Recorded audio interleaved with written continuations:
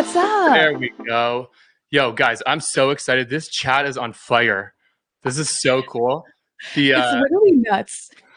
The awesome thing about a virtual summit is that people can actually write in while things are going on. So you can actually see like people interacting.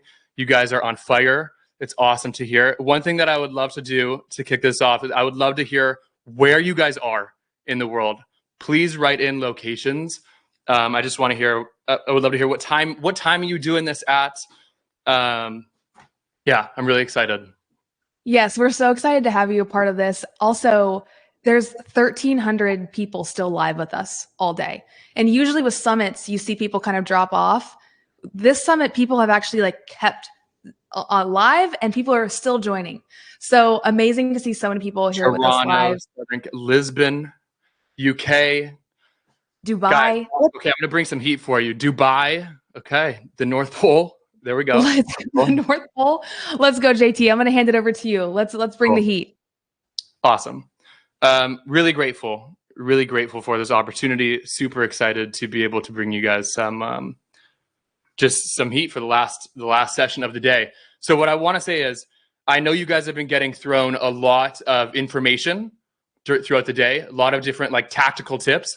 What I actually want to talk a lot about is more intangibles that have really helped me get to where I'm at today.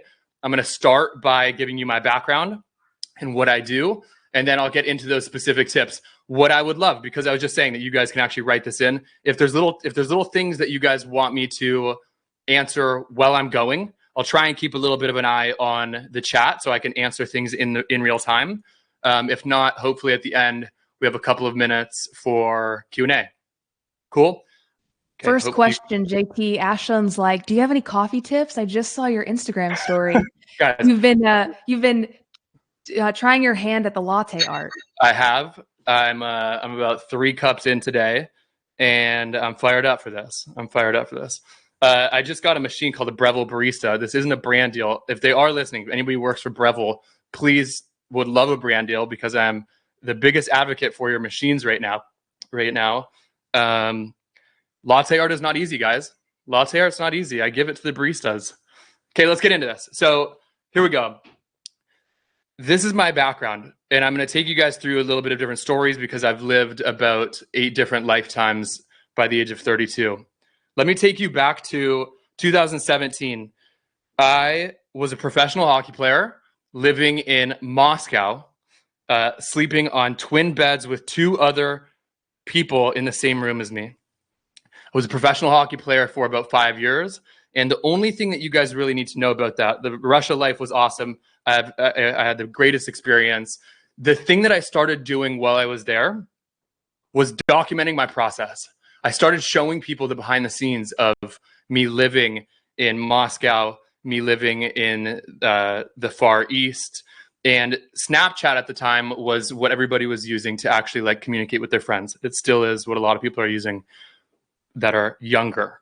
But the thing that I really started recognizing was because I was documenting the process of me being a professional hockey player, people started following along. And even though I wasn't the #1 person on the team, I still was building a little bit of an audience. And it was really intriguing for me because before then I was like, the only way that you're going to build an audience is actually if you're a celebrity or if you're in movies or if you're doing something that is world renowned. And what clicked for me was you don't actually have to be anything other than yourself. People really want to follow you and follow what you're up to and follow along with the journey. So what I started doing was documenting. I started filming my workouts and things like that while I was playing. I retired in 2018. I was crushed when I retired. I had gone through a couple of different rejections, getting cut from teams, not making the NHL.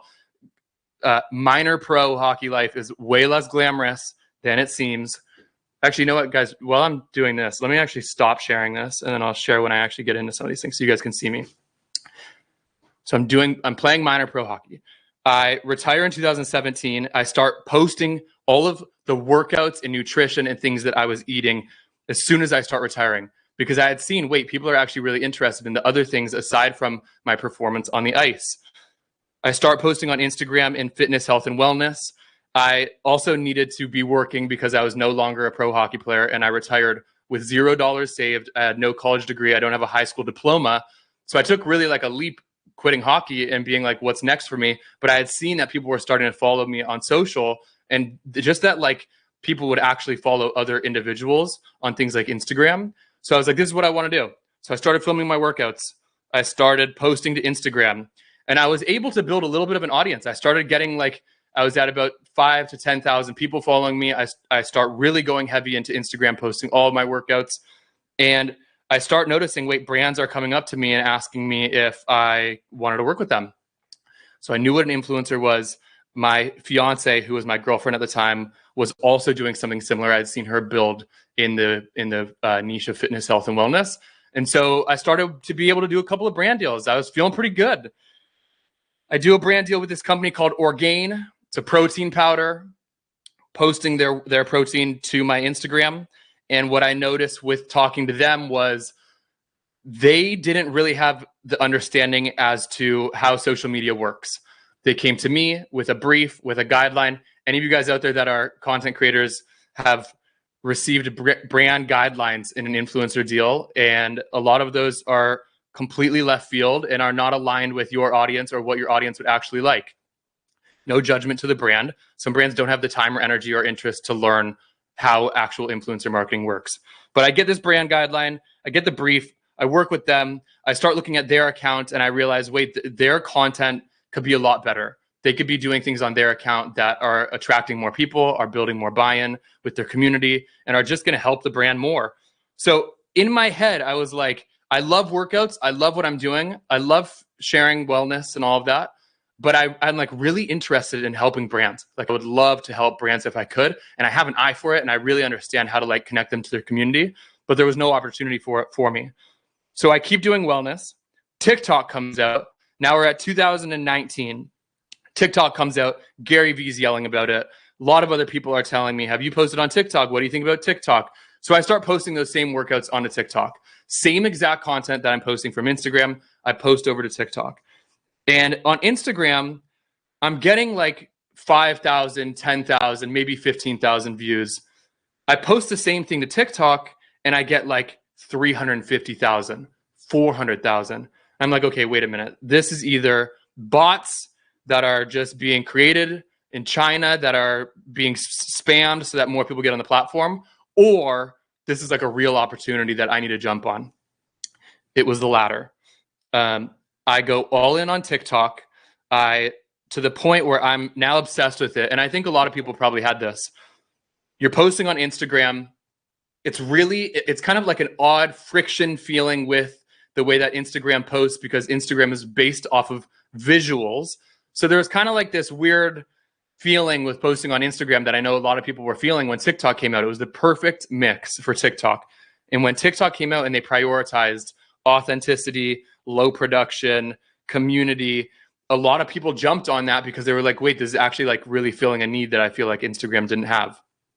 So I go all in on TikTok and I'm posting often. And I start to like see that something's going on where people are getting real notoriety with this platform that they're not getting on Instagram. Some of you guys might remember Charli D'Amelio, the TikTok star who was in the Hype House, dancer, really became like the face of TikTok. So I see her pop off. And what I saw with her was she's actually part of this house called Hype House that is like this collab house where a bunch of creators are living together and are filming together and are therefore able to like build this collective that the audience can follow and support. In the most genius and most ridiculous way possible, I start having the idea of maybe I could do an influencer house. Maybe I could actually put, and I'm 32, maybe I could actually put a bunch of people that are above the age of 25 in a house together and film it, and people might have an interest in watching this. And the reason why I thought that was we're in the middle of a pandemic. The platform of Instagram was still feeling that same way. TikTok had all of the rage. Everybody was obsessed with TikTok. And I'm seeing these houses that are like the Hype House is getting a Netflix show. The Sway House is getting all of these publications. So I'm like, there's really a lot of this energy around these TikTok houses. Let's do one. And because all of these houses are also 18-year-olds. So I'm not 18. If I put a spin on this and do it in a completely different way, maybe there's some people in the world that actually might really be interested in this and want to follow us. So me and one of my best friends decided to do this. We put 10 people in a house in Hollywood. We rent an Airbnb. I am in charge with coming up with all of the strategy, filming everything, editing everything, and posting everything. And I felt really confident because I was obsessed with TikTok. I was spending multiple hours on the day posting myself and consuming, and just really was a fan of the platform. Thought I really understood it. So we go into the house, post for about 3 weeks, and nothing happens. And granted, everybody had paid for it themselves. So this is all of us paying $2,000 each. And the promise for me was in the worst case scenario, everybody is in the house together for a month. You have a great vacation in Hollywood, and we have a great time together. Best case scenario, we monetize the account. I get to pay everybody back, even hopefully walk away with some money. But like, we're starting at zero, and there's no guarantees because I haven't done this before. So 2 weeks go by, 3 weeks go by, and we're at like 9,000 followers. And the house is starting to look at me like, "What? Like, do you know what you're doing? How well do you know your stuff?" So I post something in about week 3, and the video starts to get a little bit of traction. And we wake up, we go to sleep, we wake up, and the next morning the video was at 1 million views. And so we post another one, and the next one hits 1 million views. We post another one, and the next one hit about 21 million views. And our account went from 9,000 to 15 to 35 to 100 to 300. And we finished the month at 500. And when we hit 500,000 followers in the last week of the month, a brand came to us and said, "We want to sponsor the house. What do you charge?" We pitched them on the exact budget that everybody had spent on the house. And they said yes. And we paid everybody back. And we got to do the whole house for free. So that was season 1. The house was called Honey House. And we ended up going and doing another season. And in the second season, same kind of thing happened. We went from 500 to 1 million. And so in 60 days, I had built a TikTok account from 0 to 1 million followers. So that same thing that I was telling you of me being an influencer in health and wellness, and me really thinking about, like, I want to do this with business. After crushing it in Honey House and being notarized, like we had E! News did a story on us, Business Insider did a story on us. We were all over the news. Those same brands that I had been working with as a health and wellness influencer started emailing me and saying, "Can you teach us how to do TikTok? We're really interested in your TikTok strategy." So I was like, this is legitimately the thing that I've been waiting to do. I'm so excited to do this. I didn't even know that this would be a possible thing, being a consultant. And the first brand that came to me was a health and wellness beverage called Poppy. I talk about this one because they've crushed it on TikTok and because they're a very recognizable brand. That was my first client. And what we did with Poppy was sit with the founder, script out ideas, help them understand TikTok, help them understand how to build a TikTok team, and really just like the whole platform. So I sat with Poppy for about 3 weeks sitting with the founder. And at one point, she posted a video about their founding story. And it was a very simple video with a green screen behind her talking about her story on Shark Tank. And I had told her the script of, here's the way that you should say this video. And this is kind of what people are recognizing and what people are buying into. And that one video from Poppy ended up outselling the day that they aired on Shark Tank. So from an organic video on TikTok, they made more sales, conversions, than the day that they aired on Shark Tank, which is very notable for selling people through the door. So now I have like this aura, if you're on TikTok, I actually don't say that often, but that just came out. Now I have like this aura around me of this guy gets TikTok somehow. So we're done with season 2 of Honey House, and these brands are approaching me and they're like, "Okay, we like really want you to do TikTok strategy. Have you thought about being like a full-time consultant?"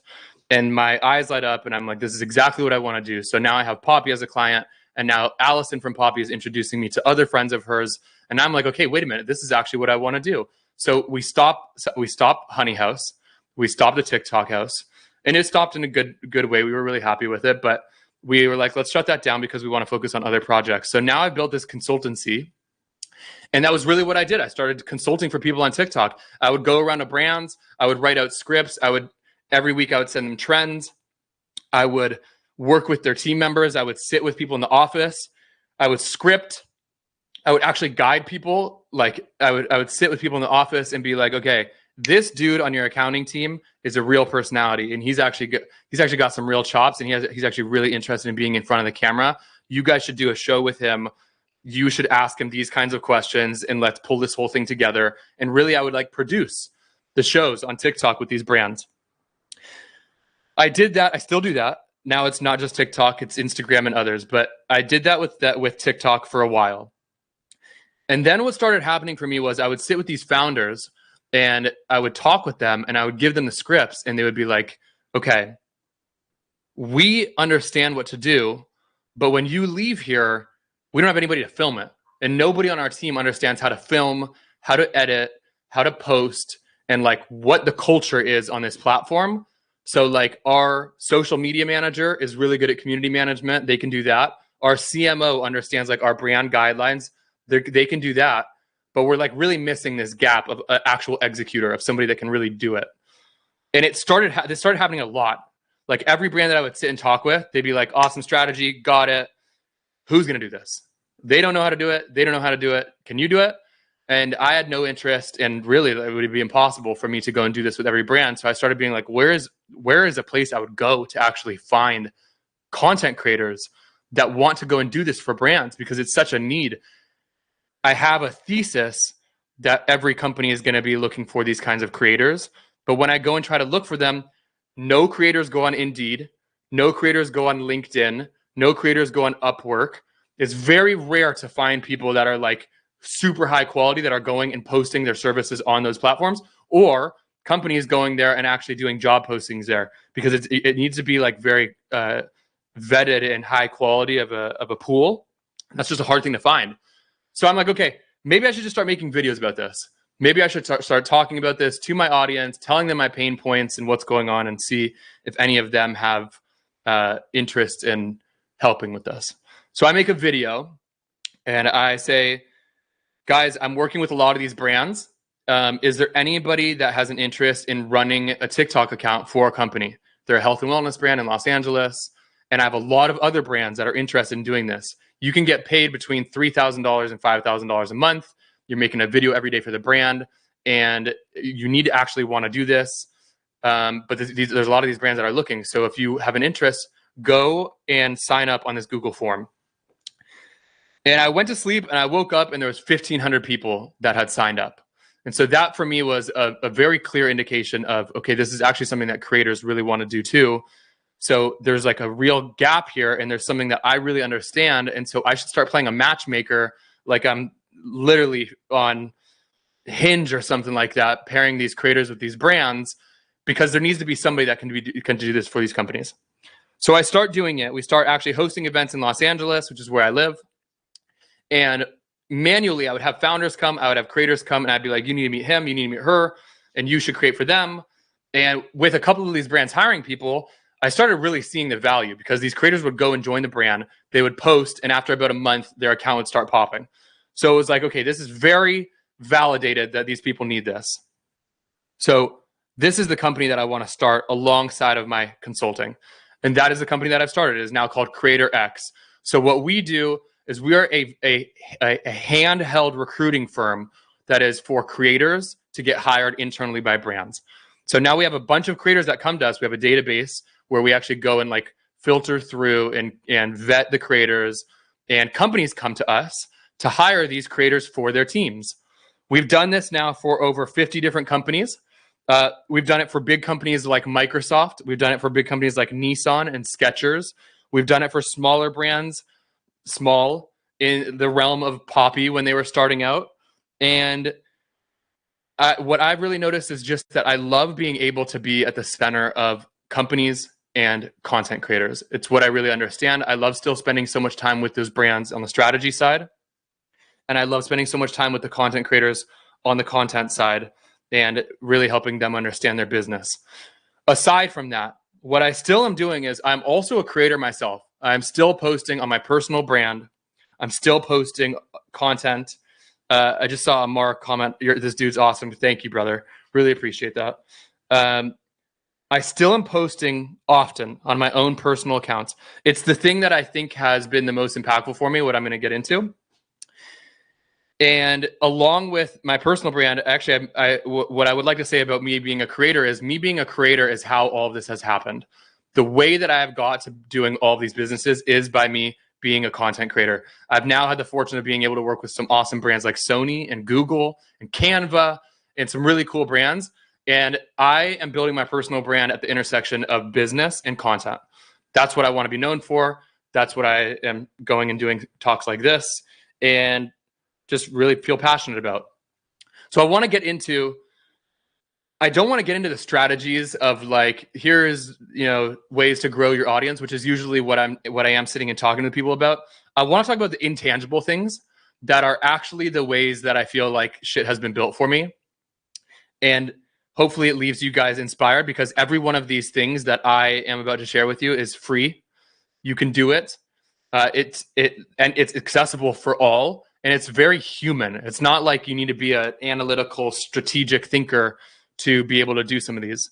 So let me share this and let's dive through some of these. The last presentation before me speaking was basically like the most beautiful graphic design. Mine is going to be black text on a white canvas. And I'm just going to share my thoughts with you while I'm going through this. So 5 intangible things that have got me to where I am today. First one, I share my journey and I allow others to join. I want to take you back to hockey. When I was playing hockey, I cannot reiterate to you guys enough that I was not a star. And I say professional hockey, and if you Google my name, it says pro hockey player. And I think there can be this connotation that pro hockey is very lavish. It means that you are making millions of dollars, flying on private jets, and living just this really ultimate premium life. It could not be farther from the truth for me. I literally was living 3 twin beds in about 100 square foot room in the middle of Russia, making that year, I think I made $27,000. And it was purely around passion. I didn't make the NHL. So beneath that, when you're playing in the minors, you're doing it for other reasons. You're doing it because you love it. You're doing it because you're maybe hoping that you're going to get to the next level. You do it for whatever different reasons. But when I was playing, when I started seeing that people could share their own journey and that an audience would actually care about it, I was like, I really need to do this. And something that I didn't talk about before was I moved away from home when I was 15. I grew up in Scottsdale, Arizona. I moved away to go play hockey. I wasn't like shipped away from my family. I moved away willingly to go and play hockey, even though it was hard. But immediately something that clicked for me when I was gone was, while I'm not home from people, I need to be able to connect to the people that are at home. So I got really into connecting with people on AOL Instant Messenger, MySpace, Facebook, and that was the way that I communicated with them. That was how I stayed in touch. And through doing that, it started planting this seed in me that when you put things out into the world, you give people the chance to actually follow along and join in on the ride. And so when I was in Russia and I started seeing, wait, actually people are like really building this, like building social media into something, I was like, I want to start documenting. So I started posting on Snapchat and on Instagram stories of just like the behind the scenes of my life. And when I retired from hockey, for the last 6 months leading up to my retirement, I started sharing a lot about the wellness I was doing, my sleep routine, my morning routine. I started sharing about the food I was eating. I started sharing about the workouts I was doing and like my productivity. And when I retired, most people, when they retire, if they don't have a resume, if they have a resume and they have jobs lined up, they go to those jobs lined up. If you don't have anything like that, you're starting from scratch. You're starting from zero. The amount of people that I know that have retired from pro sports and are starting completely from zero, no passion, no interest, no clue what to do next. I am so lucky that I shared all of those things that I did for the prior year to 2 years leading up to my retirement, because what happened when I got done with playing hockey, just give us back your face. Maybe I will do that. Sorry, guys. let's just keep me on here, okay? And I'll look at the slides because you don't really need them. When I was sharing that stuff, it really allowed people to see the other interests that I had. And so when I retired from hockey, I'm thinking I'm moving to Los Angeles, no job, no money saved up, no plans, no clue. But just by me posting and literally saying to my audience, guys, I just retired. I moved to Los Angeles. I'm really interested in wellness. I'm going to film workouts and like, I'm going to train people, but like, I'm really open to like, what do you guys think that I should do? And like, is there anybody out here that might be able to help with something or connect me to somebody that maybe has opportunities for me? I immediately got opportunities. That really pushed me along in a way that would never have happened if I wasn't sharing that. I'm going to give you another example. In that TikTok house, right before I went into the TikTok house that I started of Honey House, I was on my Instagram and I was sharing, hey guys, I just had this ridiculous idea that I think I'm going to go and put 10 people into a house together in Los Angeles. And me and my buddy Nick are going to run this content house. And I just want you guys to follow along for the ride. So I start posting that. And people are like, whoa, this is insane. You're crazy, because I honestly was. But you're crazy for doing this. Would love to hear more. Would love to follow along. As we are posting in the house, people are following along the journey on my Instagram story. And I'm showing them, guys, it sucked that I was showing this, but just because I was being transparent, I'm showing it. Like, guys, we're about 3 weeks in. We have 9,000 followers, but like I'm feeling okay, but we're not having like real traction.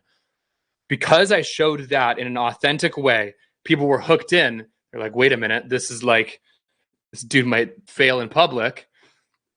The next day when we had the video that went viral, and then the next video and the next video, and we go from 9,000 to 500,000, want to know who was in my audience?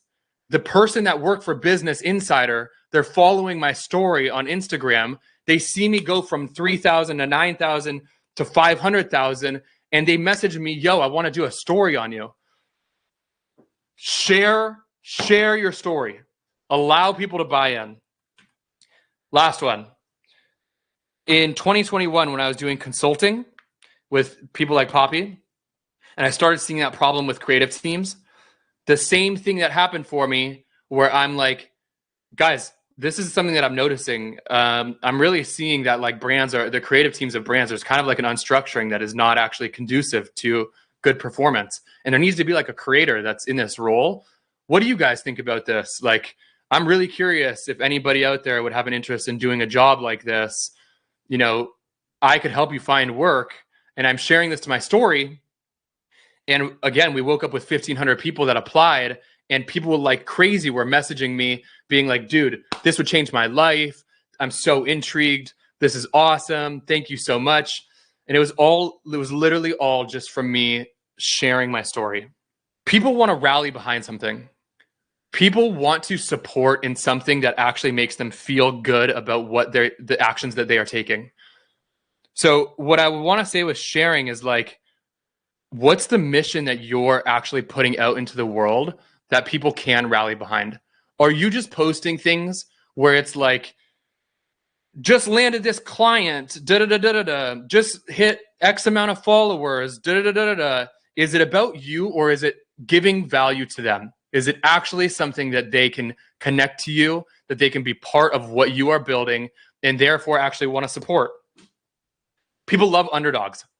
They love underdogs. They want to support an underdog. They want to support somebody that has gone through something, because the reality is we support when we're emotionally connected. When you purchase something, a vast majority of the time that you're purchasing, it's an emotional buy.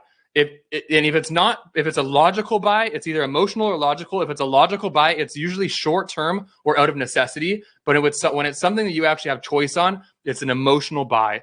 So what you got to be thinking about is, as a personal brand or as a business, you need to be thinking about, how do I get people to be compelled emotionally?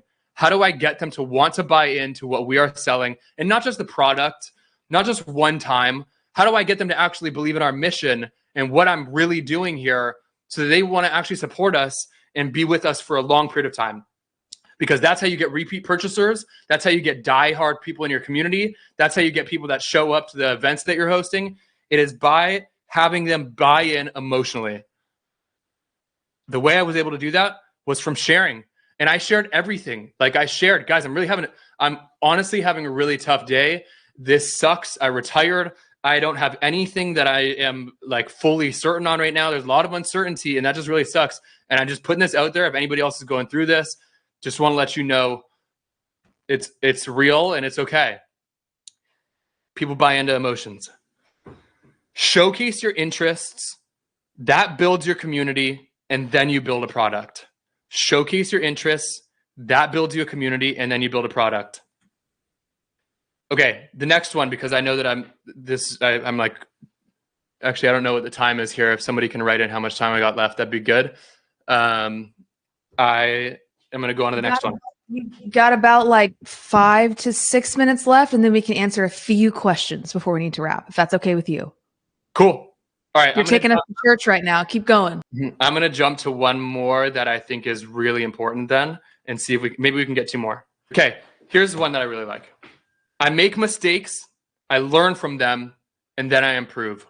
I make mistakes. I learn from them, and then I improve. Why is this so important? Because people are crippled by judgment. And people are crippled by judgment from people that are judging them just because they got judged. And if you really think about it, a lot of the reasons why people don't start something is because they're afraid to fail. You're afraid to fail. You're afraid to make a mistake. And especially on a platform like social where it is public. And if you do something that doesn't work, your boss or your parent or your friend or your whatever might see. If you are so concerned about the opinions of others, you get crippled and you don't end up doing it. So I want to give you an example. In Honey House, we had 50 posts before we went viral. I was in this house with 9 other people that are all every day having a meeting, coming to me where I'm saying, guys, this is the idea that I have. This is what we're going to film. We're going to put this out and who knows, but I'm going to try. We had 50 posts, 50 of those meetings, 50 posts of me trying different things before one of them really got traction. And again, like you guys just heard me sharing, I'm sharing stuff on my story. I failed all of those times. I could have got to 25 and been like, you know what, guys, scrap it. We're in Los Angeles. Let's chill. Let's have some beers by the pool. You know, we all spent $2,000. Let's just enjoy the rest of this month. It didn't work. Let's pass. But I was like, no, I don't care about what other people think. I believe in myself. I believe I can do this. And let's keep it moving.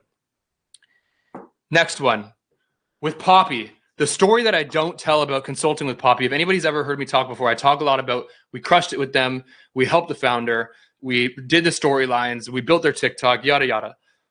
Before we did that, part of our agreement with them was to craft 10 videos and film them ourselves and have them posted on Poppy's account. We were doing them in the same style, viral. Our account was now popping. I had the formula. I knew exactly what would work. I was so sure on it.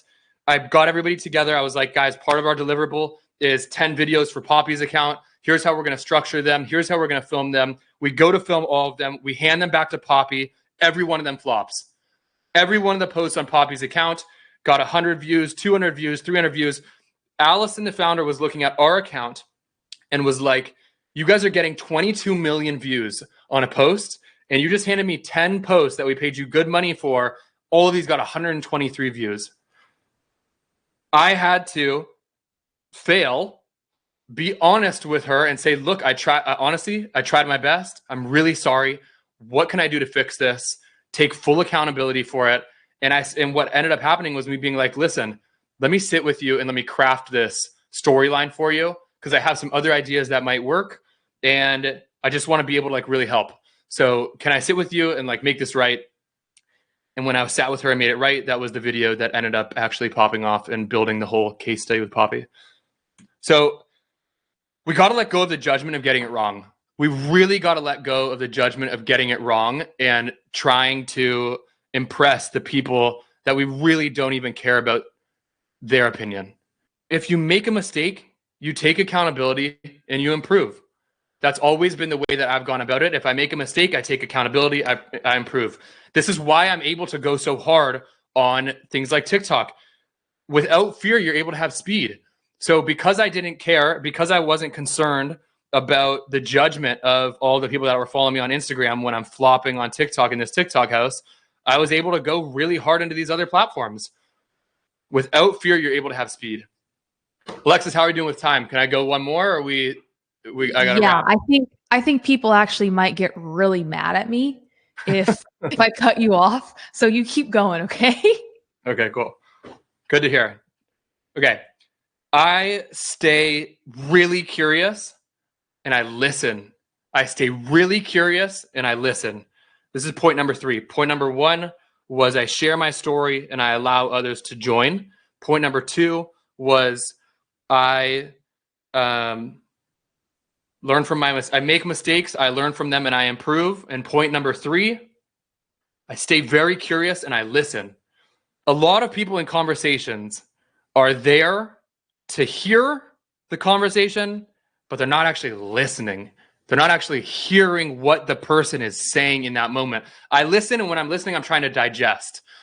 So while I'm being really curious, and a lot of people get to a place where they now have some sort of success or something works for them, and now they just shut everything else down because they're like, oh, I've got my thing. Don't need to be curious anymore. And for me, I'm like, I just want to keep staying curious because things change. Every single one of you right here that is pressing post on a platform knows that an algorithm has a moment where it's hot, then they tweak it and shit doesn't work anymore. And you have to adapt. And if you're not staying curious, if you're not staying curious about your audience, how are you going to adapt? How are you going to move with that? Everything in culture is always changing. How are you going to move with it? So I stay very curious and I listen. For an example, one of the things that I did while I was an influencer doing the health and wellness stuff, because I needed to make more money because brand deals are not sustainable at a long period of time for the vast majority of people. Some people can do brand deals and crush it. While I was doing influencer stuff, I started spending time with these brands, and I'm on calls with them talking about my influencer posts. At the same time that I'm hearing, like, you know what, they actually are trying to understand social more, I started hearing them say something called UGC. Brands came to me and they're like, hey, we actually are like really struggling with our ads because we don't have a person that is a male that wants to do unboxing and like product reviews in health and wellness. And like, there's really a need for it in our community, like in the health and wellness world. There's just not a lot of guys that talk about this. Oh wait, I gotta switch cameras here because my camera is gonna die. Let's go here. Can you guys hear me still? Okay, we're switching cameras. You're good. Okay, so I started realizing that a lot of the brands that were in the community that I was in, let's move this down a little. There we go. Now you guys can see me. They were struggling with what is called UGC, which is literally like somebody doing a product testimonial. They're opening the box, they're reviewing a product and talking about it. And so I started hearing from them. I was really listening. I was like, guys, I'm doing brand deals and I'm like posting content for you on my own account. But I would leave there and I'd be like, there might be something here that if I can go and be this person that does UGC for all these brands and there's a big need for it, that might be like a real business for me. That was the first way that I made $100,000 as a creator, because I started offering UGC to brands, which is literally like, if you don't know, it's like me holding this up and being like, guys, I love Stanley's water bottle. I've been drinking this for, 8 months and here's how it's improved. All of those things that you see. That's UGC. This was new. A lot of people didn't do it. No one knew what it was. It was a new category. So I started listening and I got really curious and I was like, let me be that person that can do this for you. Second one, when I started my TikTok account on the topic of curiosity, I started doing these posts that I think every one of you guys should be doing. If you are on social media, this is a post that you should be making periodically. I started making this post where I would literally go on the camera and I'd be like, hey guys, what can I help you with? What are you struggling with right now? Comment what you're struggling with right now if you're in the world of social media, because I'm just really curious as to like, what are the things you guys are going through? And what I would do is I would, first of all, anybody makes a video saying, what are you struggling with? And every single person that's struggling wants to write in what they're struggling with. Immediate engagement, immediate community building, immediate way for people to bond together. I would take that video, I would look through the comments, and I would be like, okay, this person's struggling with this, this person's struggling with this, this person's struggling with this.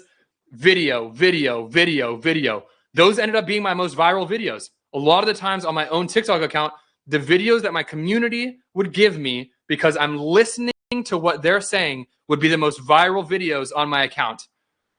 And like, people are paying me for strategy. The strategy is go to your community and ask them what they want to see. It really is that simple. Listen. The last thing about listening, when you're curious, it lets the other person be heard and be seen. And a big part of relationship building is feeling heard and feeling seen.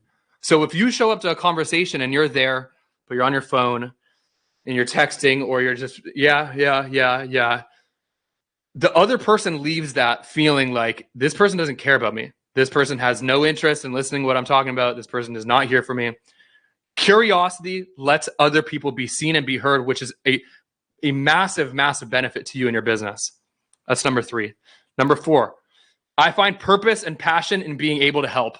Every one of you that's in this, that has your own community, if you can find a way to actually, and I say this very seriously, if you can find a way to actually get fueled up from helping the people in your community, you will build a massive business and your life will be extremely enjoyable.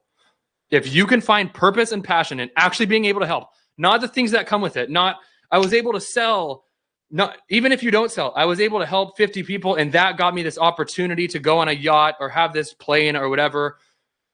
If the thing that you're going for is only the outcome, you're going to lose a lot of steam. And the people that actually have passion and purpose in being able to do the process of it will come along and they will take all of your customers and all of your community because they'll have more energy for it. Find something that you would do if every job paid the exact same. Let me say this again. Find something you would do if every job paid the exact same. If that's what you're doing right now with your community, incredible. When you love something, you're better at it. If you love something, you work harder than other people. My hobby is literally creating content. I genuinely get so excited to go and make a video that I know somebody's going to see. It's going to make their day better. It might make their business better. My hobby is creating content. I have people that hit me up and are like, yo, do you want to go to this event? Do you want to go do this? I actually enjoy, it's what I want to spend time doing, is doing things like this and making content and talking to people about helping them. It's actually my hobby.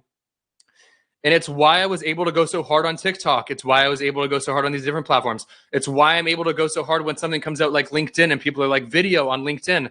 And I'm like, sick. More people to be able to go and help and spend time with. The last one that I want to go through. I keep my community as my North Star. This is the most important one for you guys, being in circle. I keep my community as my North Star. There is always going to be people when you are spending time on algorithms that are telling you, post this amount, do it with this hook. You need to have cinema. You need to have flashy things. You need to have this. You don't need to listen to them. You need to listen to your community. Because what is social media?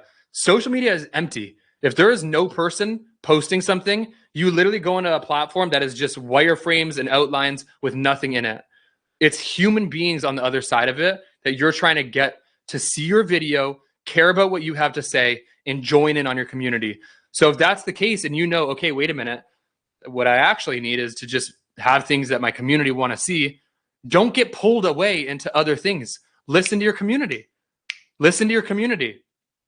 I'll give you an example. In Honey House, when we were posting, and I told you that we started getting like a lot of views and a lot of views and a lot of views, the gap that got us from 9,000 to 300,000 was all my community telling us what they wanted more of, and me listening to it and me going filming. We posted this video where we were doing like household challenges. It was like these sock sliding. You would literally put socks on and slide on wood floor and see who went the farthest. It's hilarious. Got like 22 million views.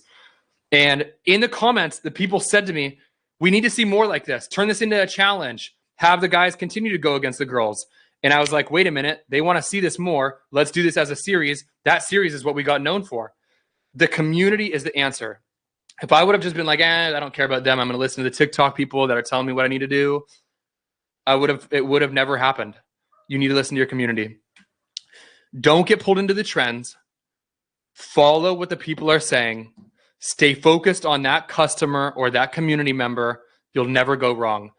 It's really easy right now to go and create a product. It's the easiest time in the world to go and create a product. It's the hardest time in the world to get your product purchased and get people to buy into it. Let me say that again.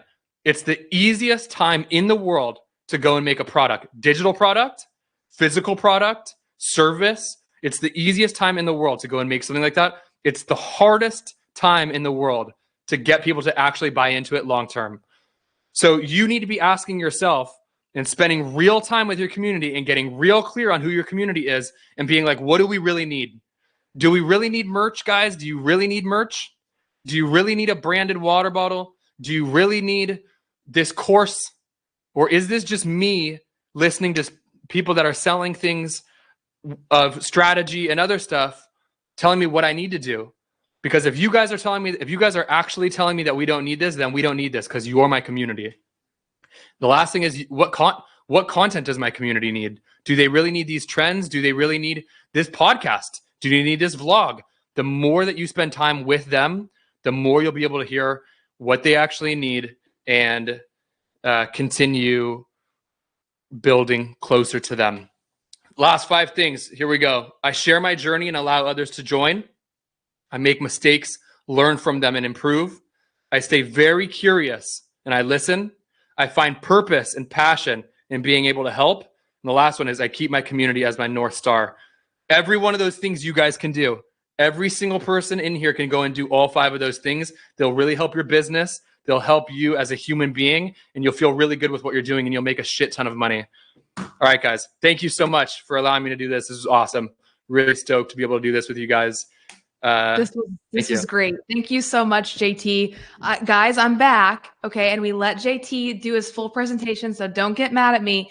There was about to be a little bit of a revolt in the chat if we took you away too early. There's been so much love for your energy and for your strategy and the way that you look at things, your mindset. Look at all this. JT, you're the king. Someone said that they felt like they had just done a one-on-one session with you. They're like, this was like a mastermind. Awesome. So much love to you. Okay. Love you guys too. Thank you so much. That was really cool. We have a few moments for questions. Absolutely. Okay. So first one is, do you think there's currently a market for creators that used to be a part of these corporate companies? Is that a competitive advantage? Do I think there's a market for creators that used to be part of corporate companies and now are doing what? And now are like wanting to start their own businesses and create content. Like, is that a competitive advantage that they've worked at some of these large corporations? Like, let's say YouTube and things like that. For sure. Yeah. I think they have deeper insight and knowledge than people that have not. So if they're doing something that is in line, I absolutely think that that's a leg up. Okay. Next up from Robert. JT, how do you manage to find the right people to hang out with when you're starting out? This is what I'm struggling with the most right now. It's a great question. I really try to put myself out there. Like, I really try to post things on Instagram story and say, yo, I just moved to Los Angeles. Anybody know any friends here? And honestly, even a better strategy, I don't do this that much, but I really think if you did that on something where you actually can get the reach of it, like TikTok feed or Instagram reels, and you literally said like, hey guys, what are the best coffee shops in Los Angeles? You will get a ton of engagement. People will send it to other friends. I just think it's really getting out of your shell and trying to put yourself out there the same way you would if you went to a coffee shop and you saw people and you needed to actually introduce yourself, and you just go up and say, hey guys, I'm new to the neighborhood. I'm trying to like find places. What's cool around here? I think it's doing that in a social way. I love it. Next question from Lindsay. What do you believe is the biggest opportunity for creators in the next 5 years? Really niche communities with people that have like real vision for that community and stand for something and understand how to bring that community together, both in person and online. So I think the best companies will do, you're starting to see a lot of like in-person events. I think the creators will follow that. They'll start hosting. I think there's a lot of room for little retreats with your community, or weekends or single days, both virtual or in person. And I think it's going to be something that's very niche and kind of like a celebrity within that niche. That's where I'm looking. Is people shouldn't aim to try and be Charli D'Amelio. They should aim to try and be somebody that's pillar within their community that people can support and join. That's great advice. Question from, let's see, Amy. What do you do when you ask? Because you've shared a lot about putting things out there, putting it on your story, making the ask, being very honest and transparent. What do you do when you ask, share, and things still don't take off and you're still not getting the engagement? For me, first, I would probably be like, gosh, this really sucks. I'd actually spend time with myself, making sure that my self-esteem is still good and being like, dude, it's not, let me actually say this. For anybody that has an interest, that posts things and gets rejected, I just want to be clear with you. It's not necessarily human beings rejecting you. A lot of the time, it's technology that you don't understand how to place your content in the right place at the right time and have it communicated to the right person. It's not necessarily that you're hated or that the community doesn't care about you. Like, we would post things before. This happened to me a lot. I would post things, and just because the word was said in one way, that community wouldn't resonate with it. And then I would say the exact same thing with a different word, and it would be like viral, or it'd be like, this has 100,000 people that are commenting on it. So I just want to say, take the personal out of it, and then that allows you to like really continue moving with it. Super helpful. This kind of goes into the next question from Hussian. Do you ever have a fear of failing in public? And what's your I know you mentioned that lack of fear of failure allows you to move quickly and that there's speed attached to that. But you mentioned self-esteem, self-confidence. I mean, failure is also like, it can take a hit to our ego. Yeah. How do you manage that? Two ways. One is like actually doing the work to understand why I'm so scared of it. Like, is it a family thing? Is it a teacher thing growing up? Is it like something that happened when I was a kid? What are the reasons that I actually am so worried about failing? Like, what happens when I fail? What do I feel in my body? What's going on? So I think it's like really getting curious with yourself. For me, that was when I quit hockey, I started going to therapy. I started spending time trying to understand myself. So I think it's really just getting curious with like, what am I really that scared of? Then the second part of that is realizing that the only people that actually judge you are people that are judging themselves and are not happy. No one knows somebody in this room that is genuinely happy, loves their life and loves what they're doing, and spends continuous time bringing other people down. So like the image that you have in your head of like somebody that is going to like judge you, that person is unhappy themselves. So I think it's just compassion of being like, why would I care about somebody that's really not happy themselves judging me when I'm loving what I'm doing and like I'm trying here? Like, there's just no need for it. That's really great advice, and thank you for sharing that. Well, there's one last question in bringing up therapy and mental health. Lindsay asked, how do you preserve your mental health and passion without burning out on social media? I know this is something that so many creators, entrepreneurs are constantly juggling, the integration between the two. So what's your journey been like? Can you repeat the question again? How do you? Yeah, of course. So how do you preserve your mental health and passion without burning out on social media? Finding why you do it. Like really, that's like the main takeaway is, why do you do what you do? I couldn't stress it enough. If you do it because the algorithm rewarding you with views and shares and saves is going to be the reward for you and finally get you to like realize that you're amazing, you're going to burn out because you don't control that algorithm and you're setting yourself up for failure. So the reason, the true reason is like, when you actually find what you really care about, it doesn't really matter if it goes viral. It's like a byproduct of you loving what you do and giving value to your audience. And then the times that it goes viral, you're like, fuck yeah, that's a like affirmation that like what I'm doing is getting received. But you're not like so bent on, I need this to go viral. I need this. So the answer to maintaining your mental health is knowing your why and returning to your why and really focusing on that. I love that. Annabelle said it best. JT, you are very wise. And then Jason said, content expert or life coach? Let's go. Thank you. Yeah, I love it. So two things really quick to wrap this up. One, we started this session by talking about Breville. And I need you to know that there's someone in the chat. I've saved it. This is from God. Richard. Listen to this. Richard said, I've done some work with Breville in the past. Just got in touch with my contact there. If JT is serious about building a relationship, let me know. I got his email. So I'm going to send that to you. Richard. I'm so serious. We're going to get a sponsorship. Thank you. Two, I want to tell you how I got connected with JT. I posted on my Instagram story and said, I want to hire JT to come on a Circle Summit. Who knows him? I need a direct introduction. And my friend Noah, I'm going to connect you via email. And so that's obviously why he's here today. But there's this aspect of putting yourself out there, making the ask. And then Noah was so excited to make the intro. He's like, oh, I can't wait to help you out. And you get to allow other people into the process with you. Awesome. So really full circle. JT, you're the best. So cool. Literally full circle. So cool.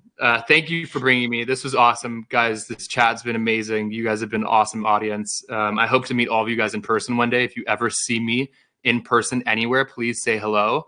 And thanks again.